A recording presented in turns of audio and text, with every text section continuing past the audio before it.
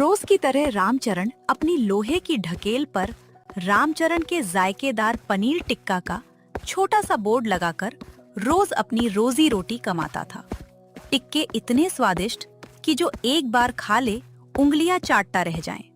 लेकिन किस्मत की मार ऐसी थी कि रामचरण के पास इतने पैसे नहीं थे कि वह किसी बड़ी सड़क या मॉल के बाहर दुकान लगा सके। लेकिन रामचरण के पास में ही रमेश जी की अपनी दुकान है जो पतीली में चाय उबाल रहे हैं। रमेश भाई, आज भी कोयला बहुत महंगा मिला। पनीर के दाम भी आसमान छू रहे हैं। अगर आज बिक्री अच्छी नहीं हुई तो चिंटू की स्कूल की फीस कैसे दूंगा? सब्र रख रामचरण भाई, तेरी हाथ की कारीगरी में जादू है। जो मसाले तू खुद पीसकर मिलाता है ना, वैसा स्वाद शहर के बड़े से बड़े 5 स्टार होटल में भी नहीं मिलेगा। भगवान सब देख रहा है, एक न एक दिन तेरी मेहनत रंग जरूर लाएगी। आपकी बातें सुनकर दिल को थोड़ी तसल्ली मिल जाती है रमेश भाई, लेकिन पेट और परिवार तो रोज का राशन मांगते हैं ना। चिंटू कल कह रहा था कि उसे भी बड़े वाले प्राइवेट स्कूल में पढ़ना है, जहां बच्चे अंग्रेजी में बात करते हैं। ना उसे कैसे समझाऊं कि उसका बाप सिर्फ एक ठेले वाला है। रामचरण की बातें सिर्फ शिकायत नहीं थी, बल्कि एक बेबस बाप का दर्द थी। वो रोज सुबह 4 बजे उठता, बाजार जाकर ताजा पनीर खरीदता, तो मसालों को सील बट्टे पर पीसता और दोपहर तक दही में पनीर को मैरिनेट करके रखता। उसकी निष्ठा में कोई कमी नहीं थी, पर उसकी किस्मत का ताला खुलने का नाम नहीं ले रहा था। रात के 11 बज चुके हैं। रामचरण अपना सामान समेटकर अपने ठेली से घर पहुंचता है।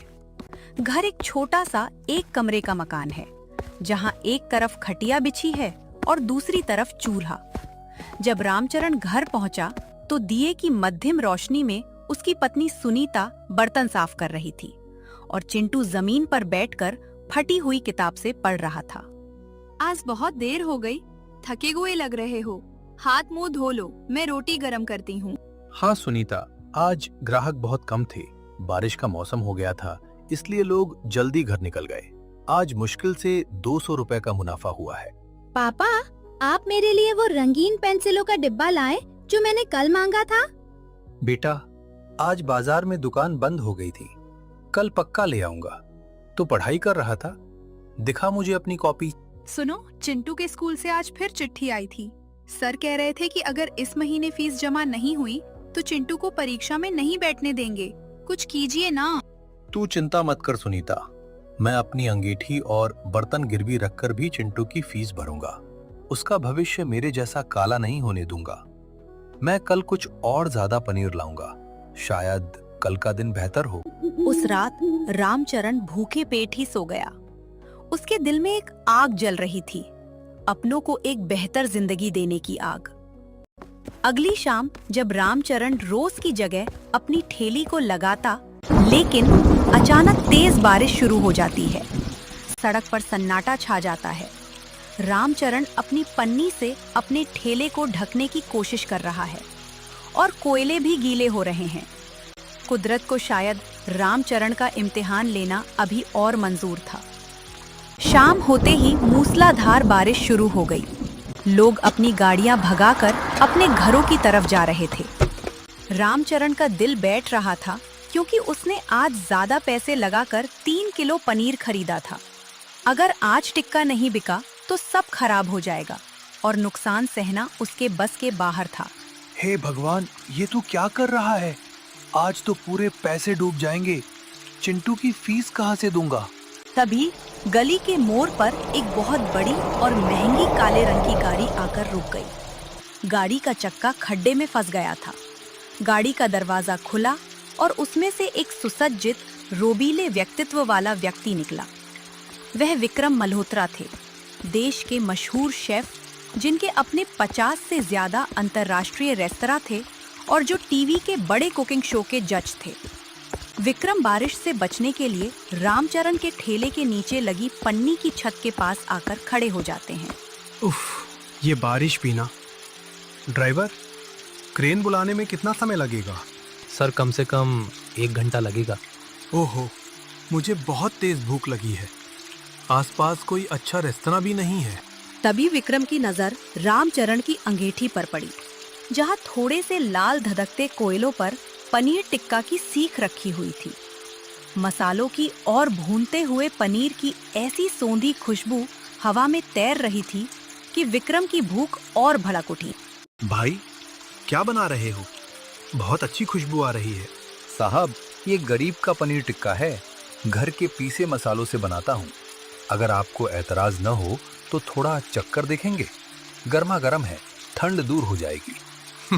जरूर, एक प्लेट लगा दो भाई। लेकिन ध्यान रखना, मैं खाने के मामले में बहुत नखरेबाज हूँ।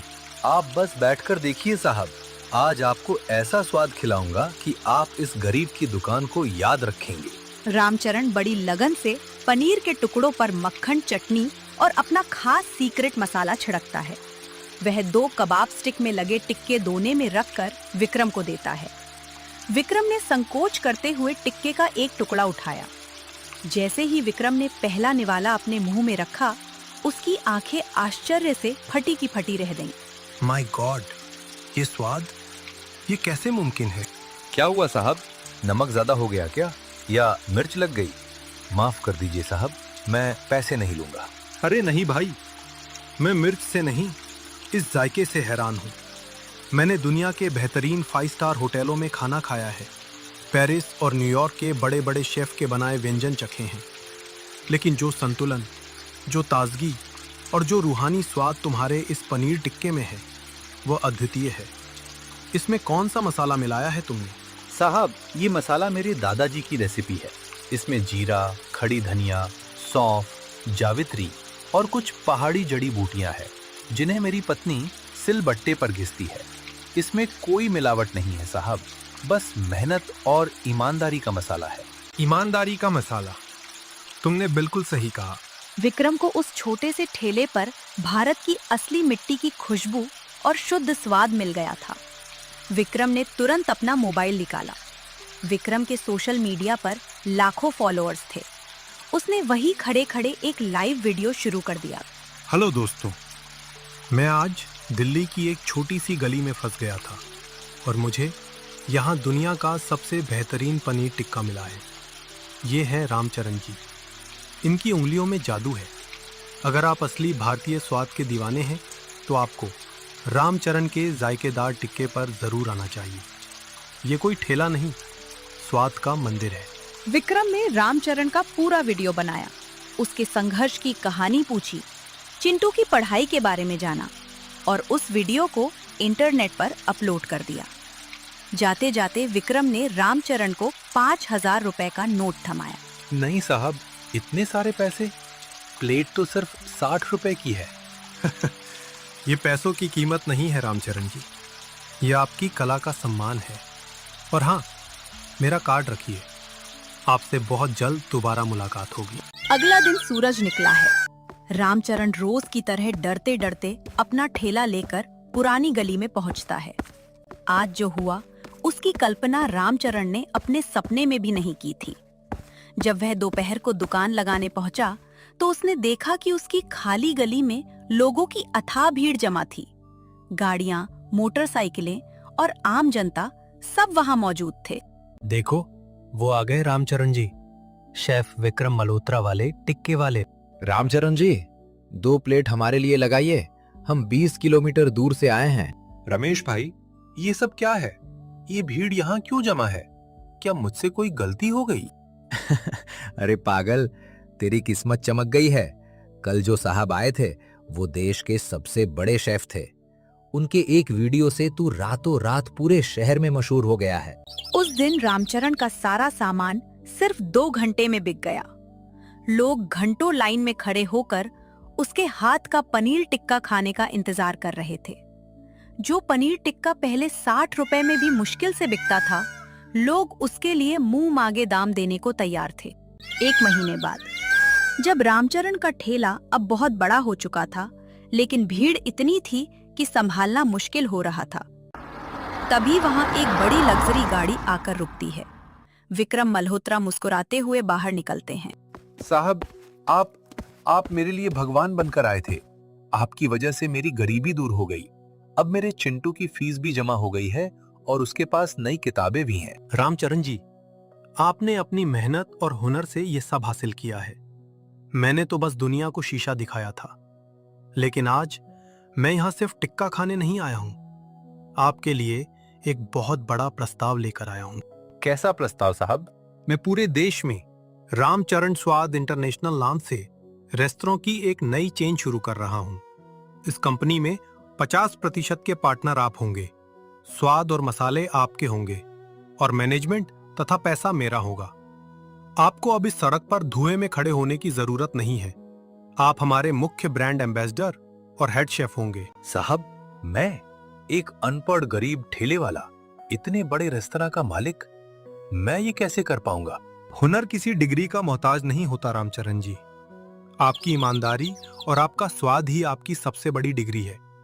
क्या आपको अपने जायके पर भरोसा नहीं है? मुझे अपने काम पर भरोसा है साहब, मुझे मंजूर है। 1 साल बाद एक आलीशान और भव्य रेस्तरां का उद्घाटन हो रहा है। बोर्ड पर बड़े बड़े अक्षरों में लिखा है रामचरण स्वाद रेस्तरां। बाहर लाल कालीन बिछा है, मीडिया के कैमरे जगमगा रहे हैं। वक्त का पहिया ऐसा घूमा कि जो रामचरण कभी सड़क किनारे धुएं से लाल आंखों के साथ अपने टिक्के भूनता था, आज वह देश के सबसे प्रीमियम रेस्तरां नेटवर्क का सहमालिक बन चुका था। लेकिन सबसे खूबसूरत बात यह थी कि सफलता के इस शिखर पर पहुंचकर भी रामचरण के अंदर का इंसान नहीं बदला था।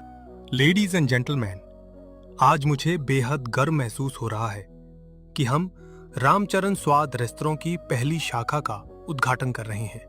और सबसे खास बात यह है कि इस रेस्तरां की कमाई का 20% हिस्सा हमेशा गरीब बच्चों की शिक्षा और भूखे लोगों के भोजन के लिए जाएगा। आइए हम सब मिलकर इस सफर के असली नायक रामचरण जी का स्वागत करते हैं। जोरदार तालियों की गड़गड़ाहट होती है और तभी मंच पर रामचरण मंच पर आते हैं। आज मेरे पास शब्द नहीं है। एक समय था जब मेरे पास अपने बेटे की स्कूल की फीस भरने के लिए 100 रुपए नहीं होते थे। मैं रात भर सोचता था कि क्या गरीब होना कोई पाप है। लेकिन आज मुझे समझ आया कि अगर आपकी नीयत साफ हो, आपके काम में ईमानदारी हो और आप कभी हिम्मत न हारे, तो ईश्वर आपके लिए रास्ते अपने आप खोल देता है। तभी चिंटू और सुनीता दोनों लोग रामचरण के पास स्टेज पर आते हैं। मेरे पापा दुनिया के सबसे बेस्ट शेफ हैं। आई लव यू पापा। आपने अपने वादे से भी ज्यादा दिया है।